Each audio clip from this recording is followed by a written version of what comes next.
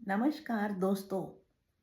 मैं वो माँ हूँ जिसकी ज़िंदगी का एक ही मिशन है, शादी लायक बेटे की शादी करवाना। याद है जब बचपन में वो मेरे से पूछा करता था कि माँ मैं बड़ा होकर क्या बनूँगा? तो मैं उसको कहा करती थी बेटा तू डॉक्टर बनेगा। फिर अगली बार कहती थी बेटा तू इंजीनियर बनेगा। फिर अगली बार कहती थी बेटा तू सुपरस्टार बनेगा। और अब सोचती हूँ कि अगर वो सच में सुपरस्टार बन गया तो मैं उसकी शादी किससे करवाऊंगी? और अब अभी भी बेटा वही कहता है, माँ अभी टाइम है। पर मैं तो रोज अपने रिश्तेदारों के मैसेज देख देख के पढ़ पढ़ के बहुत ज्यादा चिंतित हो जाती हूँ। सब पूछते हैं बेटे की शादी कब करवा रही हो, बेटे की शादी कब होगी। और मैं सोचती हूँ कि बेटा शादी की कोई डेडलाइन भी है क्या, या सिर्फ रिश्तेदारों की ही डेडलाइन है?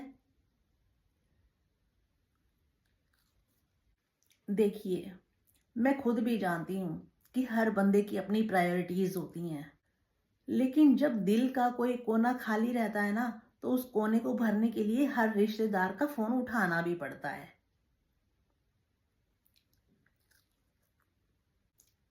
और बाद में मैं अपने आप से ही पूछती रह जाती हूँ कि क्या कोई परफेक्ट लड़की मिलेगी भी सही। फिर मन कहता है कि बेटा तू पहले अपनी लाइफ सेट कर ले, फिर शादी की बात करेंगे।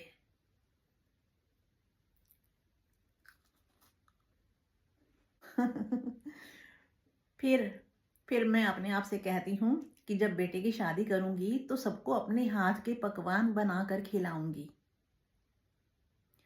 बेटा कहता है कि माँ अभी तो टाइम है, अभी तो नौकरी और प्रमोशन का ध्यान है। तो फिर मैं कहती हूँ कि बेटा प्रमोशन तो नौकरी में ही होती है, मेरे लिए तो प्रमोशन पोते पोती की ही होगी।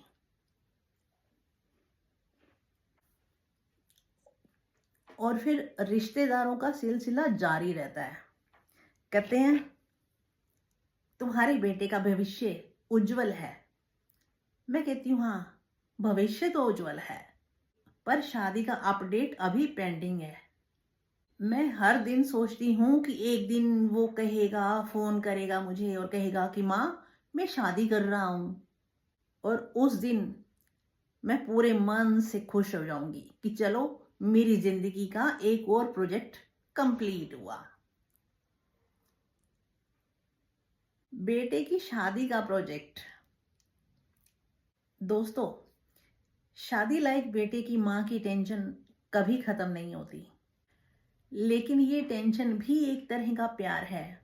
और मैं तो हमेशा तैयार रहती हूँ, चाहे वो शादी की प्लानिंग हो या फिर रिश्तेदारों के सवालों का जवाब देना।